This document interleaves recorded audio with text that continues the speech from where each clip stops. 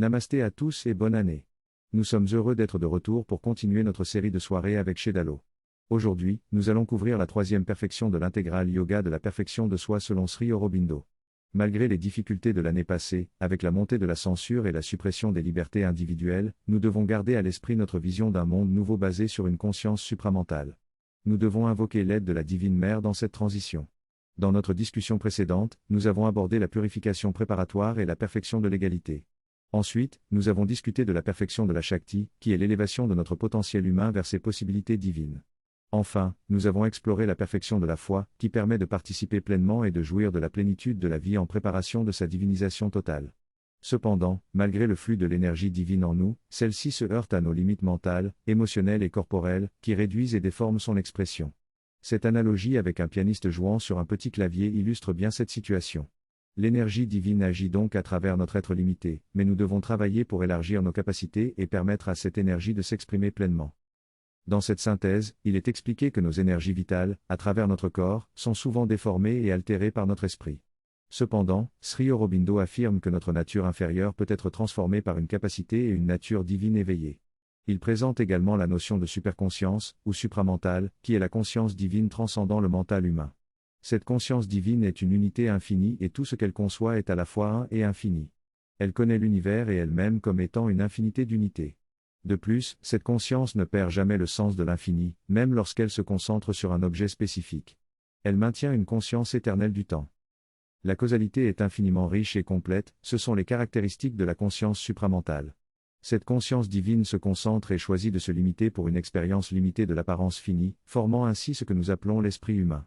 L'esprit humain est un instrument créé par cette conscience infinie et unitaire pour jouer avec des éléments finis. Cependant, l'esprit humain est une réduction et une distorsion du véritable fonctionnement de la superconscience. Cependant, il y a toujours une opération secrète de la superconscience derrière l'esprit humain, ce qui nous permet d'avoir des aperçus brefs de l'intuition, qui est la première connexion avec la superconscience. En principe, à travers un processus d'ouverture et d'élévation, nous devrions être capables de retrouver notre propre conscience supramentale. Cependant, en tant qu'être évolutif, nous avons besoin d'un organe pour incarner et exprimer cette conscience supramentale. Il est possible que cet organe évolue à partir de notre conscience mentale, comme un équivalent supramental. Sri Aurobindo explique que notre esprit actuel a une limite et ne peut pas contenir l'infini. Lorsqu'il s'ouvre à l'infini, il devient engourdi et peut se dissoudre en lui. Cependant, il ne peut pas être un instrument direct et parfait de l'esprit infini agissant dans sa propre connaissance. La question est donc de savoir comment cette possibilité de s'élever et de s'ouvrir à quelque chose de plus élevé peut se concrétiser en nous. Sri Aurobindo a étudié cette question et a montré les moyens par lesquels cela peut être réalisé de la manière la plus rapide possible. Dans ce texte, il est question de différentes gradations de transition de la conscience et de leurs caractéristiques distinctes. Ces caractéristiques nous aident à reconnaître ces tendances en nous et nous permettent de nous soumettre à des niveaux plus élevés de conscience. L'auteur mentionne également la pratique de l'intuition comme un moyen d'ouvrir notre esprit à des connaissances supérieures. Pour cela, il faut d'abord calmer l'esprit, ouvrir notre conscience intérieure, déplacer notre centre de conscience et intensifier nos facultés mentales dans l'intuition. Le texte explique ensuite comment l'ouverture ascendante est la méthode principale de travail pour le développement de la conscience supramentale. Finalement, l'auteur décrit comment la connaissance supramentale permet de percevoir une fleur de manière infinie, en relie cette fleur à l'univers entier et en comprenant sa nature profonde. Cette connaissance supramentale est décrite comme une omniscience et une complétude qui dépasse la capacité de l'esprit humain. Le passé, le présent et le futur sont simultanément présents et donc la connaissance des choses passées serait intimement connue de manière similaire par l'identité et la connaissance des possibilités futures. Tout cela se trouve dans une conscience mentale suprême, plus vaste que l'univers lui-même. Cependant, cette conscience supérieure est totalement différente de notre esprit, tout comme notre esprit diffère de celui d'un animal. Si nous devions abandonner notre pouvoir de penser pour développer cette conscience, cela pourrait sembler trop effrayant. Cependant, cette transformation est possible uniquement en développant notre développement spirituel et en prenant conscience du soi supérieur en nous, en étant émerveillés par l'infini et en ayant confiance en la présence et la guidance divine. Il est essentiel d'ouvrir notre psyché et notre conscience à un niveau plus élevé avant de pouvoir entreprendre ce voyage vers la superconscience. Cette ouverture du cœur et de l'esprit nous permet de tomber amoureux de l'infini et de désirer ardemment vivre dans cette conscience. Nous devons également avoir confiance en la présence et la guidance de la divinité dans notre vie. Avec cela, nous pouvons nous ouvrir à une conscience supérieure et servir d'instrument pour la manifestation de cette conscience divine. À l'intérieur de vous réside toute la perfection, une perfection si précise, merveilleuse et extraordinaire dans sa rapidité et sa complexité de compétences que vous commencez à lui faire de plus en plus confiance. Vous vous souvenez que le dernier point de la perfection précédente était la foi croissante, la confiance avec laquelle toutes les parties de notre esprit, notre vie, nos énergies et notre corps lui-même peuvent commencer à s'ouvrir et à se donner. Et oui, c'est une vérité plus grande que je veux vivre, qui permet l'action complète et libre de la divinité et de sa Shakti pour commencer à te façonner, te modeler, te soulever vers une conscience supérieure, pour ensuite se déverser en toi avec les choses, la lumière et la présence de la conscience supérieure. Cette entreprise n'est assurée que lorsque ces trois choses sont remplies, l'esprit a pris conscience du soi supérieur, s'est épris de l'infini et est confiant en la présence et en la guidance de la divinité et de sa Shakti. Maintenant, cela, tu as vu, n'est pas loin. Tu as déjà amorcé le tournant vers ces choses fondamentales. Tout ce que tu as à faire, c'est approfondir cette prise de conscience. Maintenant, tu te rends compte de l'importance de cela pour le travail supramental de transformation. Et maintenant que tu comprends, tu peux lui donner l'importance et la valeur nécessaires, t'immerger dedans et en profiter. Reconnaissant maintenant que toutes nos facultés mentales sont vraiment dérivées des pouvoirs supramentaux, ce qui se passe ensuite, petit à petit, alors que le mouvement de l'ascension se produit dans la descente, et que notre mémoire commence à s'ouvrir à une mémoire supramentale plus élevée. Et tout ce que tu apprends de nouveau, disons aujourd'hui, tu viens de recevoir des nouvelles ou tu viens de faire une nouvelle découverte, tu as lu un tout nouveau domaine de connaissance à travers un livre ou quelqu'un qui parle, quelque chose en toi dit, ah oui, c'est comme si je connaissais cela avant, mais je l'avais oublié. Ton esprit commence à être remodelé en un esprit de connaissance qui oublie le soi, c'est-à-dire que toute la connaissance est déjà en toi et chaque fois que quelque chose est acquis de l'extérieur, cela réveille le souvenir de ce qui a été oublié, jusqu'à ce que finalement ce qui a été oublié devienne de plus en plus conscient et prenne de l'importance, te préparant, t'ouvrant à la nature de l'esprit de connaissance de la surmentalité, bien que ce ne soit pas ta surmentalité elle-même, c'est d'abord une ouverture intuitive à travers elle qu'il y aura ensuite l'élargissement qui te conduira à la surmentalité.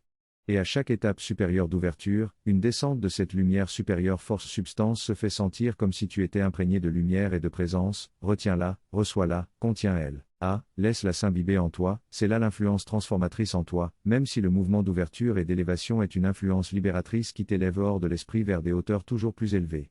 Dans les conseils pratiques que Sri Aurobindo a donnés au sadhak pour la pratique de cet aspect de la sadhana, il a parlé de trois choses ouvertement. La première est le développement de l'intuition et de la discrimination, car le premier tranchant de l'intuition qui entre en toi agit comme une discrimination. Tu sens que quelque chose ne va pas dans cela, peut-être que c'est trop exagéré, peut-être que c'est incomplet, qu'il manque quelque chose ou que ce n'est pas en bonne relation avec tout le reste comme une connaissance, comme une pièce, tu le pressens, c'est l'aspect discriminatif de l'intuition. Ensuite, de plus en plus, l'intuition elle-même, dans la discrimination si elle est aidée par l'ouverture psychique, alors la discrimination de l'influence psychique aide et s'unifie avec cela de manière très précise.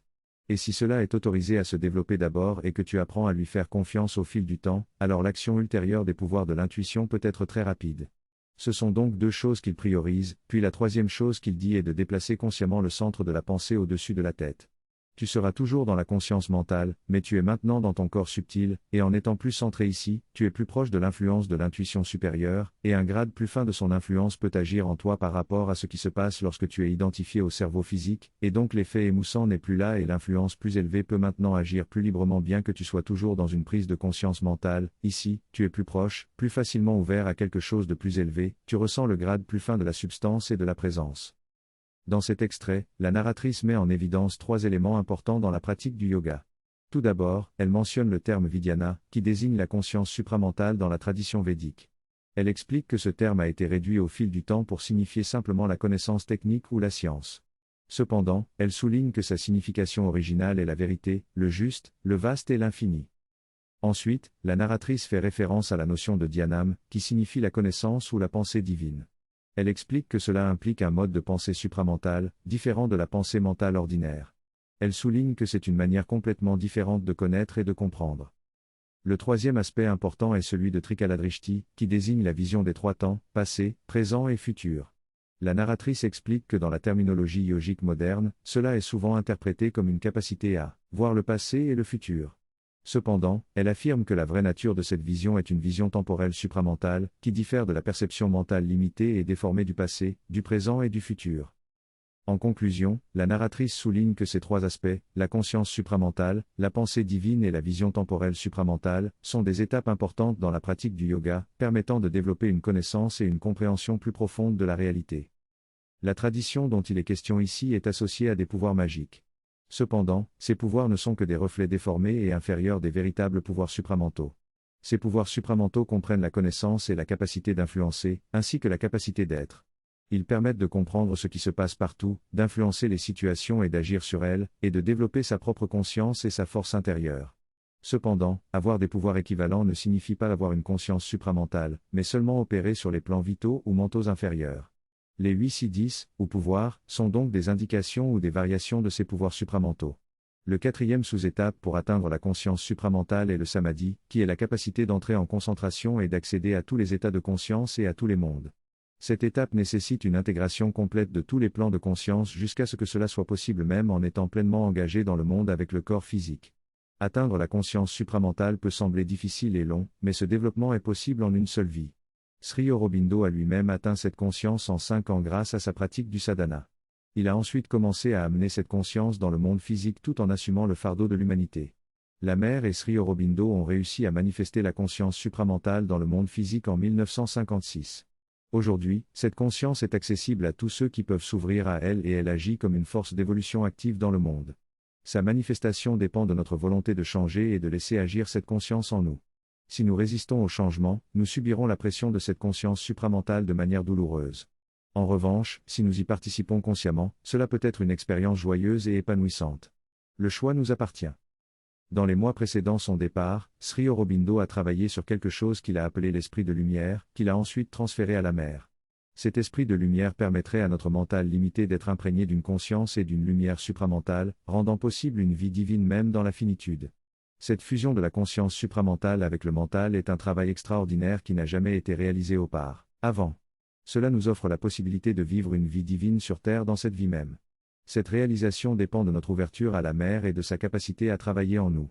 S'efforcer d'atteindre cette réalisation dès maintenant, avec la patience nécessaire, est notre objectif principal, plutôt que de repousser cette quête à une autre vie. L'esprit de lumière est un concept qui n'est pas mentionné dans la synthèse du yoga, mais dans les derniers écrits de Sri Aurobindo. Il est abordé dans un ouvrage séparé intitulé La manifestation supramentale sur la Terre, où Sri Aurobindo explique également la transformation du corps physique, un sujet qui n'est pas traité dans la synthèse du yoga. La perfection supramentale comprend 4 aspects essentiels dans la pratique de notre conscience. Le premier consiste à s'ouvrir et à s'élever vers la pensée divine en passant par l'esprit intuitif et en développant des pouvoirs supramentaux équivalents à ceux de notre esprit. Le deuxième aspect est la vision temporelle supramentale qui nous permet de percevoir l'infini à travers l'identité avec toute chose. Le troisième aspect concerne les 8 pouvoirs supramentaux, qui se manifestent à travers la connaissance, l'action et l'être. Enfin, le quatrième aspect est l'alignement avec la présence et la guidance divine, ainsi que l'invocation de leur lumière et leur force dans tous les aspects de notre être. En intégrant ces pratiques dans notre quotidien, nous participons activement à la bataille pour la vérité et pour la manifestation d'un nouveau futur. En nous alignant avec les valeurs supérieures et en invitant l'influence de la conscience supramentale dans nos vies, nous pouvons expérimenter des changements rapides, fluides, sans effort et même miraculeux. 3 caractéristiques changent instantanément, elle change à grande échelle car elle est une conscience de l'infini et elle est si effortless que cela en devient presque évident. Une fois le changement effectué, on se dit oui, bien sûr cela devait arriver. C'est là la nature de cette action miraculeuse, qui peut se produire chaque jour si nous le permettons, dans la mesure où nous le permettons. C'est là notre effort conscient, ne pas penser au supramental comme étant loin, car il est bien présent ici, à la base même de cet univers et en chacun de nous. C'est là la connaissance secrète qui soutient l'intelligence de notre esprit. Elle n'est pas loin, elle est en nous, derrière nous, autour de nous, au sein de tout, soutenant tout. Et maintenant, elle se manifeste comme un pouvoir actif dans l'évolution, comme un organe, comme une puissance créée, attendant d'être infusée en chacun de nous. Il suffit de nous ouvrir activement et de participer avec aspiration et un don joyeux à la mère divine. Réfléchissez-y, repensez à ces idées, remodelez votre pensée, vos priorités et vos efforts. Le changement est principalement interne mais a des répercussions massives à l'extérieur, et tout cela est à notre portée et accessible grâce à leurs efforts. Prenez un moment pour vous concentrer avec gratitude sur ce cadeau, sur ce yoga, sur cette connaissance précieuse, et sur tout le travail qu'ils ont fait pour rendre cela possible pour l'humanité. Merci et namasté. Merci beaucoup chez Dalo, c'était une leçon très encourageante pour commencer l'année. Merci beaucoup.